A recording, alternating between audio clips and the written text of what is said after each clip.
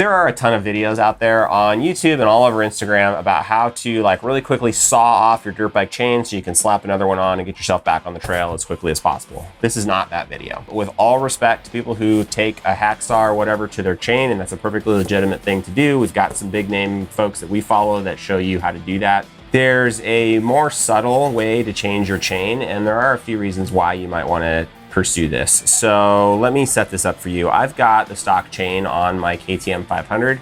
It's been on the bike for a year and a half and 136 hours, I think we're up to. Along the way, I actually changed the sprockets. I did that because I wanted better sprockets, but also because I wanted to change the gearing of the bike. So I think stock is like 14-48, 14 front, 48 rear.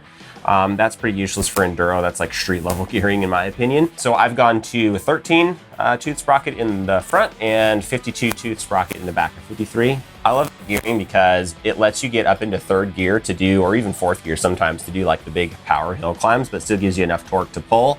And it makes first gear really low. It's like a very low crawl gear, which is great for stunting over rocks and stuff like that on the really gnarly hard enduro. So good setup. But the bike runs a 520 pitch chain. That's the size of the link. It's pretty standard across dirt bikes. I like to run the X-ring chains. So there's a few different ways you can seal the links of the chain. One is no sealing at all, which is like your, I don't know, motocross chain or whatever, like the cheapest dirt bike chains. They're not gonna have any seal at all. You have to oil those chains because water and dirt and shit easily gets inside the roller links. And if you don't take care to clean them and oil them, you're gonna screw them up really fast. There are then an O-ring chain, which is literally just an O-ring that sits underneath the plates and seals off those roller links. That works okay, but the rounded nature of an O-ring chain means that dirt and stuff can still pack in around the edges and then can ultimately get down underneath the O-ring and get into the roller link and can still screw things up. So I like to run an X-ring chain. An X-ring chain is kind of cool because it's an O-ring, but it's like inverted. And so it's got literally like an X shape.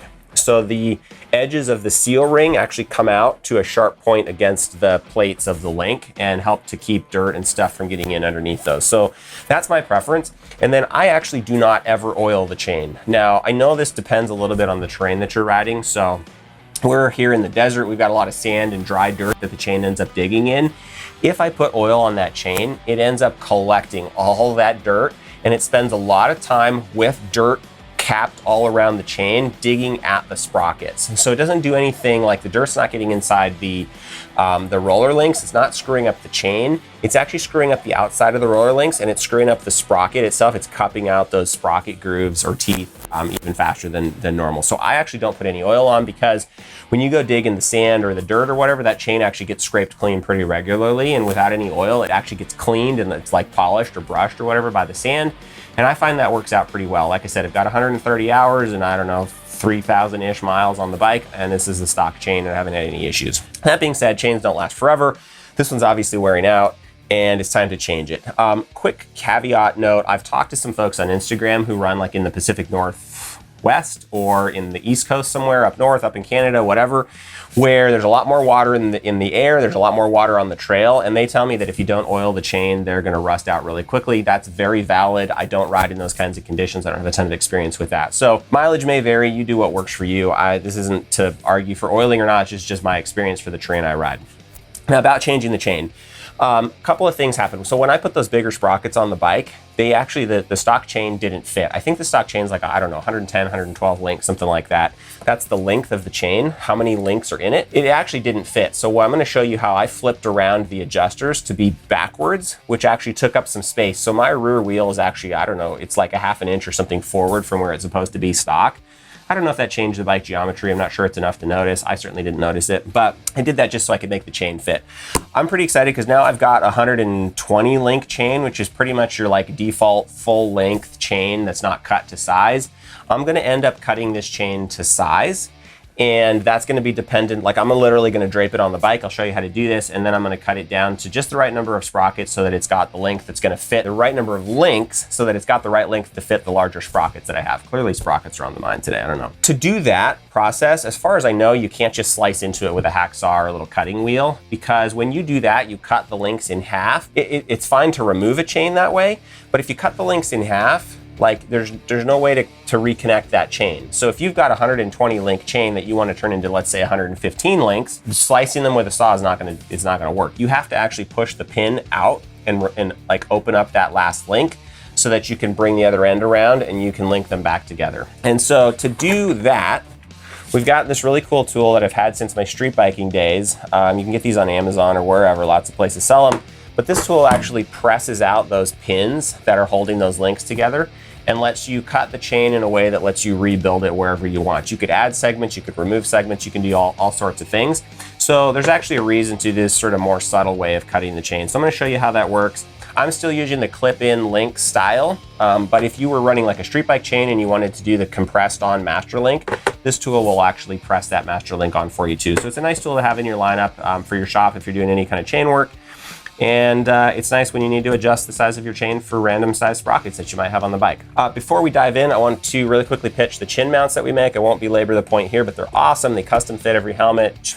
Chin mounting is the best point of view, blah, blah, blah. They're very cool. Check them out. We manufacture them ourselves. They're 3D printed for like 70 different helmets in the growing lineup. Links in the description. Check those out. And yeah, let me roll the bike up in the studio here and let's get started changing chains. I always like to lift the bike up on a stand for doing this job. Makes it a lot easier to roll the wheel, which you'll need to do, and also to move the wheel in and out to get the adjustment just right. You can tell when a chain is bad because it starts to get stiff spots where it doesn't like to bend very well. This chain's only got a couple. It's actually doing pretty good. But the other thing is the chain starts to stretch faster and faster. So the period between when you have to adjust the chain starts getting shorter and shorter. In this case, I've noticed when I roll the bike backwards, there's a couple of spots in this chain that kink and make like a loud click as they sort of snap through that joint. So rather than let it snap on the trail, I'm gonna go ahead and preemptively change it. Like I said, it's got like 130 hours on it. I'm fine with that. The chain's like $100. $100 every 18 months or whatever is not a big deal to me. So what we're gonna do is we're gonna put the tool on, we're gonna press out one of these pins to separate the chain, and then we'll go about measuring and installing the new chain. And in the middle, I'm gonna show you guys how to inspect the sprockets to make sure that the teeth aren't too cupped out. So this is the chain brake tool. This is your base or your vise. There's lots of different parts to this. This is just a holding handle, which is actually really nice. This is how you like brace against it while you're tightening it down. And then you have brake pins, which look like this. And you're gonna size these to fit the size of the links that you're removing. They need to be just slightly smaller. Remember that the head of these roller pins have been smushed out like a mushroom. That's how they seal. And so this is gonna have to be a little bit smaller. This actually needs to slide into the, a good way to do it is to measure the links of the new chain to make sure you can slide this through. So the way this tool works, you remove this. 3 hours later. There's usually a spring. I stopped using it because it doesn't matter. You find the pin that's the right size for what you're trying to do. I think this is the one I want. There's a little end. So this is your clamp or your vise. And this part is what pushes the pin through and breaks the link. So you're gonna put one of these in, it's a guide. There's several ends and you can see, and there's several sizes of press pins. So you're gonna size these to match. This one's good. This guide's gonna go in the end of the clamp here. Like that. These don't have to be particularly tight.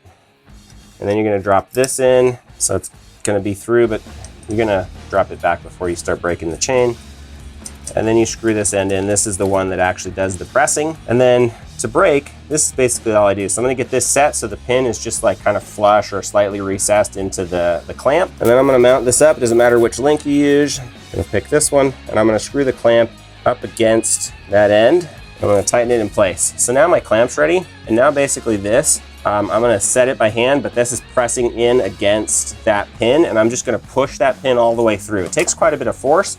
I have broken the push pins by going crooked or using the wrong sized ones. So you wanna be a little bit careful, but it does take quite a lot of force. So we're gonna get a wrench on here and we're just gonna push that through. I like to use a ratchet. This is a 14 millimeter. For this particular tool, I don't know that your tool will be the same, but I like to use a ratchet end because we've got a bit of distance to go. And you start pressing. It's gonna get tighter and tighter and tighter until it goes through. And once it goes through, you should just be able to, with relatively constant pressure, just press it all the way out the other side. See, like it's not hard once it's pressed through. I mean, it's stiff, but it's not getting harder. It should be constant. Once it goes easy, like this, I've gone all the way through. So now I need to back this off, I need to back this off, and then here's where the spring is nice because the spring will retract the pin, but whatever. And there you go. There's the pin that held this one in place. We're not gonna need the tool again for this chain, but we will need it to cut the other chain to size.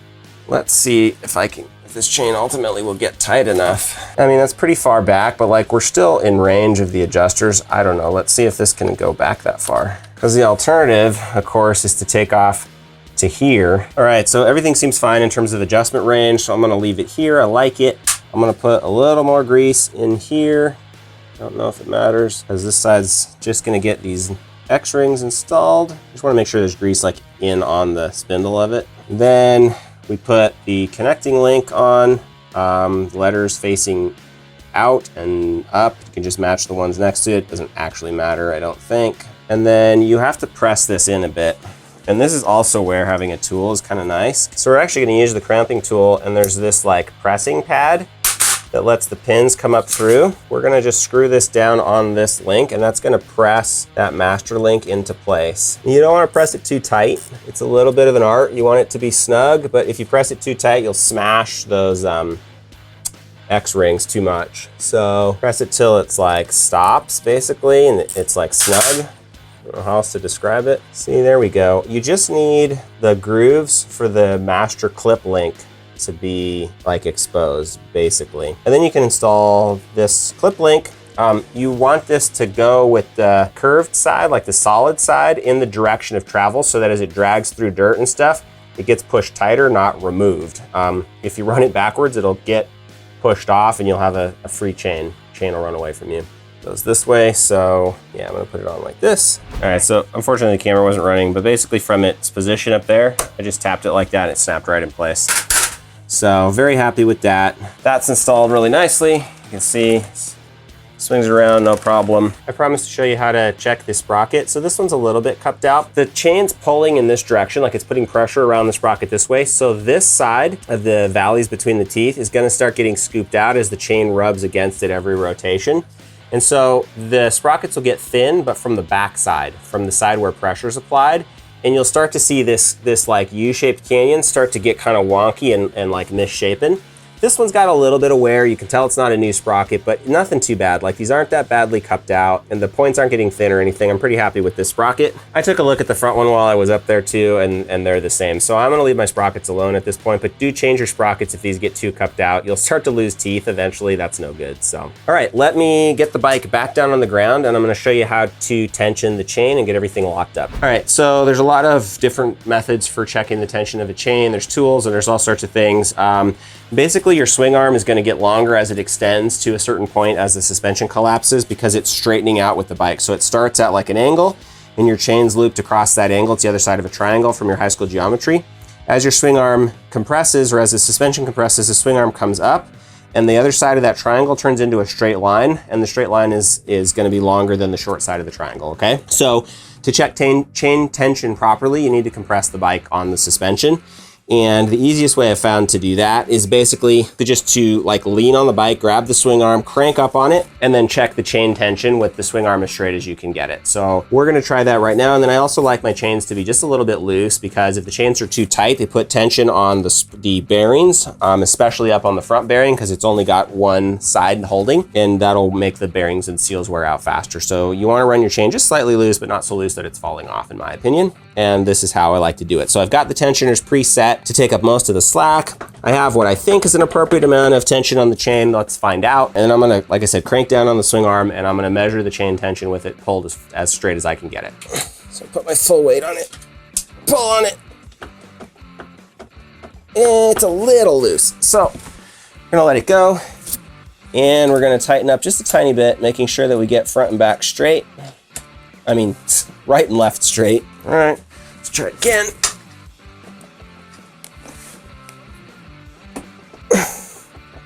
Yeah, that's pretty good. So you can see when I let off the suspension, it gets like a lot looser. If you measure the proper slack when it's off the suspension like this, it's gonna be like just a little bit of play here. And then when you pull it down like this, it's gonna be so tight it can't move, and that's when you know you're stretching things. So I'm happy with where it is. I'm gonna crank the axle bolt down snug and then tighten everything here and then torque the axle bolt. And that's it, guys.